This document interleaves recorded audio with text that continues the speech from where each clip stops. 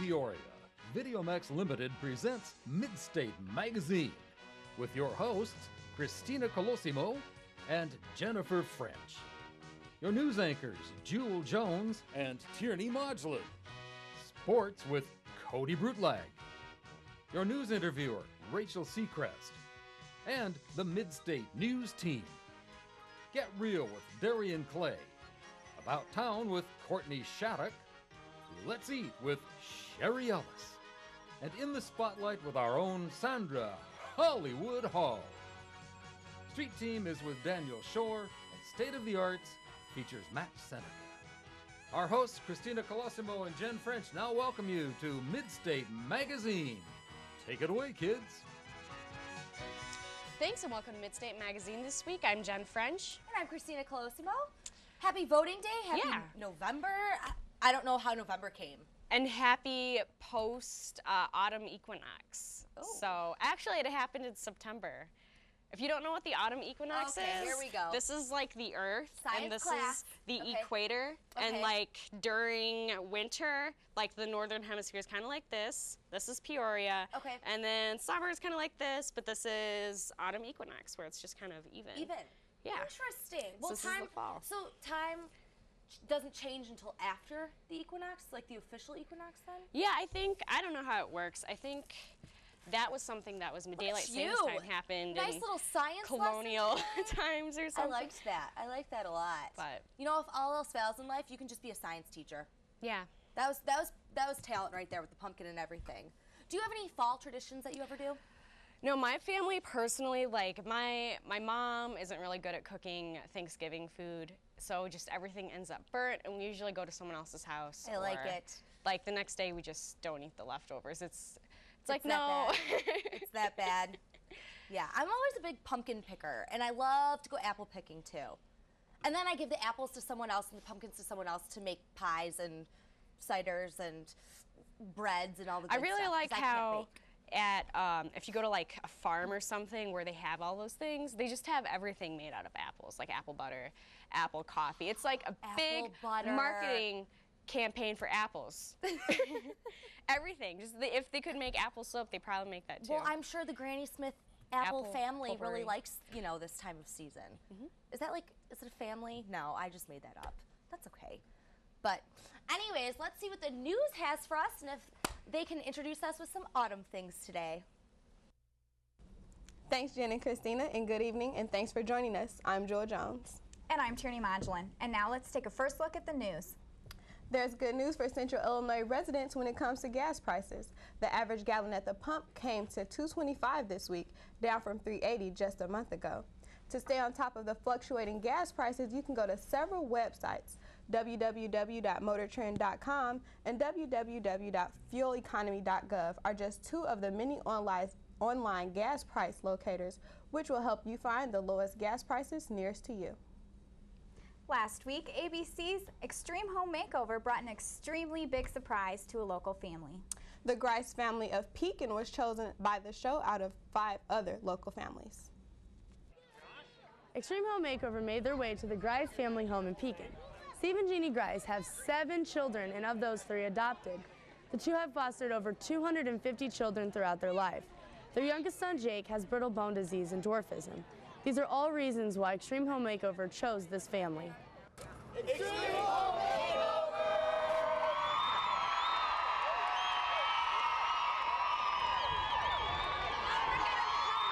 Okay, thank you guys. Jake has brittle bone disease. So basically he's broken almost every bone in his body. And just from simple things like he broke his finger pushing an elevator button. That's how sensitive his bones are, like chalk. So we want to just make the house as accessible as we can, as open as we can, and you know, for him, but also I think also part of this is really rewarding these parents for being such amazing people. The fact that we can only pick 22 families, but we pick families where they're heroes. The Grice family is why we're here. They are amazing heroes. Not only do you have little Jake, who is the spokesperson for Easter Seals, who suffers from brittle bone disease, but manages to keep everybody laughing and smiling even though he has such a hard time. You also have Mom and Dad, who have fostered over 250 250 children. They are absolute heroes. The only struggle they have is that house, and that's something that Extreme Makeover Home Edition can do something about. Volunteers have been working around the clock to finish this new house. The new home will be 4,000 square feet with 7 bedrooms and 4 baths. An elevator will be installed so that Jake can move throughout the house more freely. This will be the first time in 8 years Jake will be able to be independent in his own home. I'm the first woman builder lead, which is the first time. It's an awesome experience because it takes 75 framers to build this house. Not one company has 75 framers, so it means your competitors, people you didn't know, everybody coming together for a common cause, and we're building a house for little Jake. It's unbelievable. It means that Jake is going to be able to function just like everybody else in this whole wide world.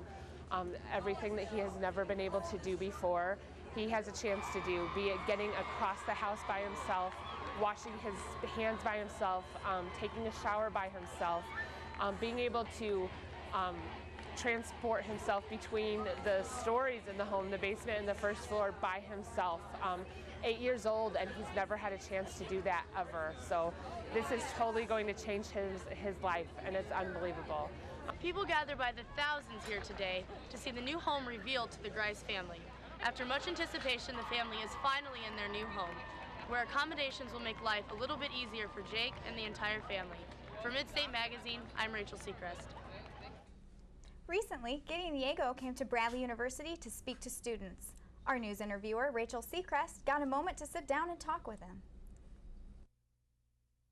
Gideon Diego joined MTV in 1999 before graduating from Columbia University. He was a news correspondent at MTV for 7 years before moving on to CBS. He is now a screenwriter. Thanks for being here with us, Gideon. How did you first get joined in with MTV? I started working at MTV when I was 21. I basically just rolled into a casting, thinking that I was signing up for a game show, because I had been on a game show my freshman year and won a bunch of free stuff. And by senior year, there was another casting table set up in the student union, and I thought, awesome, here's a chance to win more stuff. But what it actually ended up being was they were looking for 6 real college students to send out on the campaign trail to go cover the election guerrilla style. And I ended up a couple weeks later being their dude from New York, one of their 6. What were your tasks and duties at MTV? What tasks and duties have I done at MTV? Well, while I was working at MTV, I mean, in addition to obviously being a correspondent on camera, I was a writer for their news department, and then I later became a producer for them, actually sitting in the editing room and cutting the shows from beginning to end with an editor and pre-producing the shoots from start to finish. I wrote and produced my own show on MTV2 for a little over a year, and you know, that was all just, I was there and I didn't want to leave there only with a career on camera. I wanted to be able to say I got something out of the experience that had real-world applications so I could get hired somewhere down the line. Because, you know, there's not a lot of people who come out of MTV and survive. So, you know, I would joke with my friends who would get their MFAs or their MBAs or their JDs that I was getting my MTV because it was a real graduate school. It was like a real film school. But yeah, those were the hats I wore. I know you're not with MTV anymore, so what are you doing now? Into this world? Yeah. Well, I found that I was having trouble adequately conveying what the experiences I saw as a journalist through broadcast television and through MTV and through CBS as well, who I was working for. And I wanted to tell stories that I thought evoked a level of understanding amongst people and made larger points about the world and the world that we live in. And it seemed like I had tried to do it through documentary programming and on MTV and on CBS through journalism. Why not try it through fiction for a little while? Thanks for being here today with us, Gideon. And for Midstate Magazine, I'm Rachel Seacrest. Christmas is still 2 months away, but for a group of local volunteers, it's not too early to start stuffing the stockings. Operation Santa is underway, and it wants to bring home a little closer to our military troops serving overseas. The volunteers are working every day through November 15th. We will have more on this story coming up next week. With winter approaching, the seasonal sports are beginning to pick up. Let's go over to sports with Cody Brutlog for an update. Good evening, everyone. I'm Cody Brutlog, and welcome to sports. The Peoria Rivermen knew they'd have to make someone pay after starting a 3-game weekend with a poor outing at Milwaukee. On Sunday, they handed Lake Erie the check. They unleashed a gritty forward line of Ryan Reeves, Cam Paddock, and Curtis Fraser that helped Peoria to a 5-2 victory that capped a 2-game sweep of the Monsters and pushed Peoria into 4th place in the West Division, just 1 point behind Iowa and Chicago. It's that time of year for hockey to come into full swing. The Owens Center recently hosted a youth hockey tournament that attracted quite an audience. Midstate Magazine's Andrea Kim has more.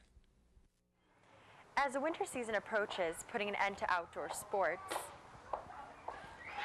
athletes are moving indoors to where it's warm. But for some, the cold is where they want to be, like playing on the ice, that is. Like playing at the 15th annual Early Bird Hockey Tournament to kick off the season.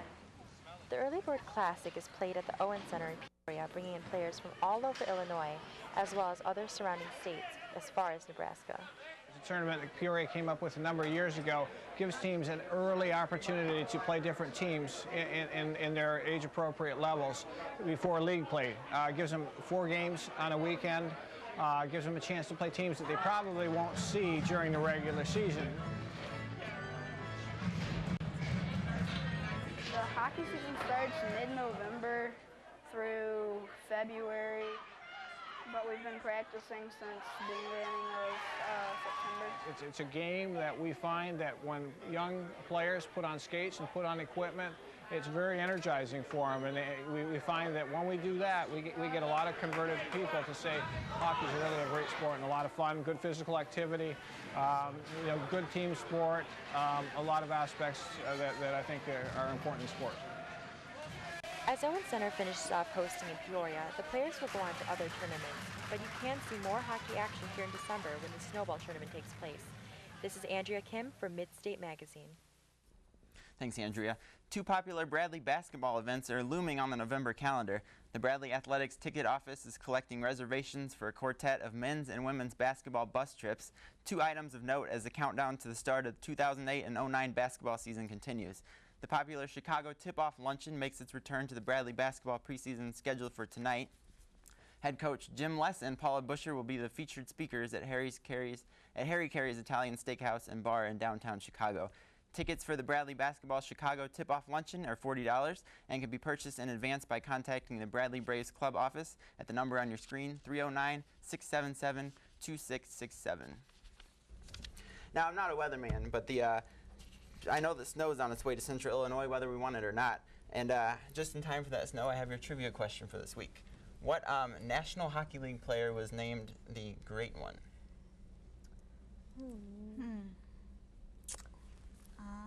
Was it Bobby Hull? Not quite. What do you think? Maurice Richard? Not quite. Sorry, guys. It's actually Wayne Gretzky. Gretzky recently played for the New York Rangers and was named Most Valuable Player 9 times during his career. And when he was retired in 1999, he was immediately inducted into the Hockey Hall of Fame. That's all for sports. A restaurant in Hamburg, New York was closed down after a health inspector found the employees butchering a dead deer in the kitchen. The inspector said that they did not know if the deer was killed by a car or a hunter, but there was no indication that the meat was being served to customers. That'll be all for news this week. I'm Jill Jones. And I'm Tierney Modulin. Be sure to join us next week. I'm Cody Brutlog, and have a good evening. Thanks, News. Christina, we were just talking about some fall festivals and what people do around the world, because I know not everyone has Thanksgiving and not everyone has Halloween. So what were you just talking about earlier? Well, I know Italy does, they have kind of a harvest festival on October 30th, 31st. It kind of falls differently, but it's just to celebrate. It's a new season of grapes, so to make new wine, and they make, they do a lot of recipes with like walnuts and just kind of celebrating a new harvest. But I don't know, you said Mexico does something? Yeah, a lot of Latin America has Dia de los Muertos, and what that is just celebrating the Day of the Dead. So you have like offerings for the deceased who are your ancestors, and that just happens like first few days of November. Interesting. Very interesting. Yeah. Let's see what Sandra Hall has for us today with In the Spotlight. Hello and welcome to this fashionable edition of In the Spotlight with me, Sandra Hollywood Hall. Summer trends were dominated by dresses, floral and gladiator shoes. Well, get ready for some fabulous trends this fall. It doesn't take a huge bank account to look great. It does take creativity and knowing a few tricks on how to save big and work with what you've got. It's time to do some shopping for the latest and hottest wardrobe for this fall season. The fall 2008 trend color wheel is upon us, as your favorite stores are now showing new merchandise. Purple is one of the major colors to add to your wardrobe. Fashionable tip, just make sure the color suits your frame. But if you feel it's not the most complimentary shade against your face, well, that's what shoes and handbags are for. Moving into an animal kingdom of fashion, you must have spotted something recently. More and more celebs are stepping out in leopard print. Leopard never really goes out of style, and sometimes a little splash of this animal print can easily update your look. Betsy Johnson launched a wonderful line of leopard print jewelry, and it's very reasonable in price and range. Perfect example of a leopard treat. Celebs are bigger mannequins than models, so follow their appearances at awards and fashion shows. Stars such as Eva Longoria, Gabrielle Union, and Christina Aguilera are some of the very sexy celebrities styling and profiling on the red carpet this season. You too can feel like a celebrity this fall visiting your local trendy stores for the latest in fashion. Don't worry, guys, I have not forgotten about you. Stay tuned to your special edition of Men in Action with Fashion. I'm Sandra Hollywood Hall, and as always, you can count on me to keep you in the know within the spotlight. Thanks, Sandra, with some of those fall fashion ideas. And She's just so cute. She really does keep us in the know, doesn't she? Yeah, and like, I don't know how much, like, if I dressed in animal print and I were just walking along the streets with like leaves, I don't know, I wouldn't imagine.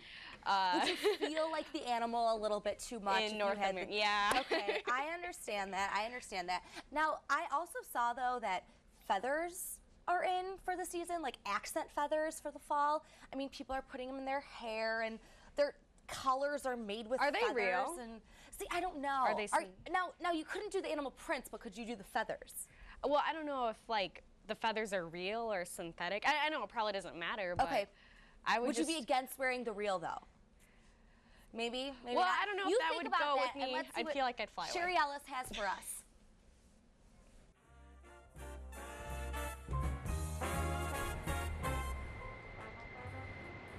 Sim's is a popular diner located right in Campus Town. Sim's opened last year. Although it's fairly new, they have established a good reputation among their customers. Sim's has a comfortable, casual, and friendly atmosphere. There's a newly remodeled dining room with LCD TVs and plush booths to add to a modern look. As I was looking over the menu, it was difficult to choose what I wanted to order. There's a variety of appetizers, burgers, and breakfast options. I finally decided on the loaded nachos that's filled with taco meat, extra cheese, lettuce, tomatoes, jalapeno peppers, and topped with sour cream. I also had a strawberry lemonade, which is Zim's specialty, served with frozen strawberries. Zim's has great customer service. If you have any problems or questions, they are more than happy to accommodate you. Along with the great customer service and delicious food and drink options, Zim's has an artsy flair, with various paintings hanging in the dining room as well as humorous paintings on the doors of the bathroom. Stop by Zim's, located in Campus Town, right by Bradley University. Even if it's late, you can still catch a good breakfast. For Midstate Magazine, I'm Sherry Ann Ellis. Thanks, Sherry, with Let's See. And we were just talking about some fall food ideas, and what were you talking about just a couple seconds ago? Oh, no. Don't ask me for, I eat. I don't bake, I don't cook, I don't do any of that. Can you bake? Cook? No. But speaking of fall food, that makes me think of some of this corn. And did you know that actually corn co-evolved with just like civilization? How corn can exist unless people plant it, and corn can or can't? Can't. It cannot exist unless people plant it. Because it does. The seeds don't come out on their own. They don't. Interesting. Yeah. So look at you with your little scientific It's facts like today. science in the fall. I like with it. Jen French. I like it. So what we've learned so far is the fall equinox. We've learned about the corn. They're also known as Z-maize. Oh. Actually. Very interesting. I like it. I like it. And now let's see what our next segment is with About Town.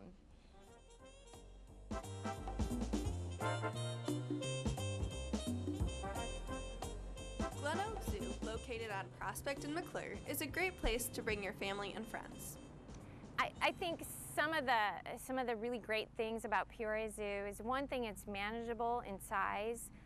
People can come, especially members can come, and if they don't want to spend all day here, they can come eat lunch here. There are a variety of different animals to see at the Glen Oak Zoo, ranging from snakes to meerkats. A lot of people come and they love to see the tigers. Tigers are obviously very charismatic. People love to see the sea lions, they're very charismatic. But then you have, especially smaller children, love to watch the monkeys. Just because they're so active, they love them. One of the newest attractions that is currently being constructed is the Africa exhibit. It really is for sure the biggest project. Construction on Africa started 2 years ago, and as I said, it's really near completion. And it really is a state-of-the-art facility. Anybody who gets to see it is very impressed.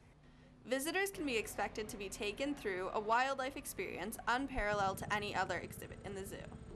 The visitors to come in and experience a river village like they would in Africa. And they walk up a boardwalk and they see a lot of plains animals, and as they're walking down the boardwalk, you can actually feel the temperature change because now you're walking into this lush forest. The Africa exhibit can be expected to open in spring of 2009. For Midstate Magazine, I'm Courtney Shattuck. Thanks, Courtney, with that interesting segment on the zoo. And I was just talking about earlier, we know that animals hibernate. I mean, you see the squirrels all over just like collecting nuts, but do people have a tendency to just put on weight? Maybe I think it's an excuse because I put on weight in the winter and I'm like, oh, it's the holidays, blah, blah, blah. I mean, I don't know. I think it's kind of our excuse to just get fat for the winter time. Chemical you know what I mean? imbalance and well, no, I mean, and a lot of, there's, what is it called? Seasonal affective disorder? I think that's the name. I'm not positive, but because of, depression in the winter and stuff like that. I don't know, but we don't need, that's a lot to handle. Do they have that in Africa? Because they're below the equator during the autumn equinox. The seasonal affective disorder? Yeah, is it the opposite? Do they just get really happy when we're all depressed? I don't know. Matt Seneca with State of the Arts. 148 years ago, a president from Illinois wrote the Emancipation Proclamation, which led to the end of slavery.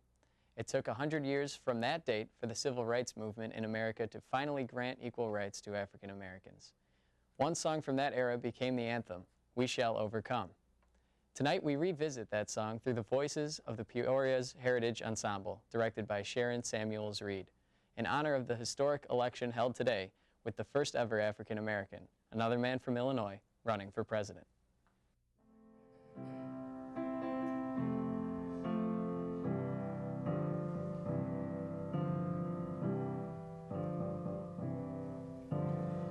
We shall overcome.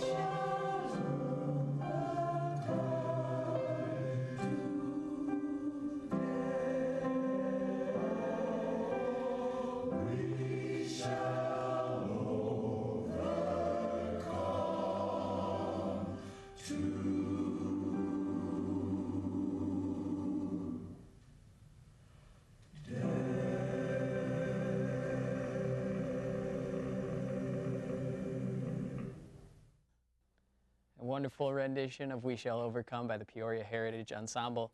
For State of the Arts, I'm Matt Seneca. Thanks, Matt, for that State of the Arts. We were just talking about what would round off the season this fall, and you were mentioning some things. Yeah, well, I mean, right now, I love this fall weather. I mean, I kind of get weird because I like the winter. I love when the snow starts to come down. Did you see our first snowfall last week? No, I'm still confused as to why the leaves are still green. Like, I don't understand. Are they just going to be green and fall off the tree? You're going to blame it on global warming, aren't Well, I don't know if it's global warming or a fungus, but in Vermont, this is another science fact of the week, they think that it's either like some kind of fungus in Vermont or whatever, like leaves just like fall off and turn brown. They don't even like take the time to cool down. Vermont and, is supposed to be, isn't it the fall in Vermont? Isn't that supposed to be like a big deal? Isn't it supposed to be beautiful? Just, I mean, in, you know, the northeast part of the country? Oh, I'm not exactly sure, but I'm sure there's some more locations around the U.S. where they could just take pictures of fall foliage and say it's Vermont. Interesting. And to round off, you know, I mean, just think about it. Next week when we're sitting here, we're going to have a new president-elect. Yeah. How interesting is that? I'm actually almost terrified because I don't know what that's going to mean. But oh, well, thanks for tuning in this week. As always, I'm Christina Colosimo. And I'm Jen French. Tune in next week. Happy voting.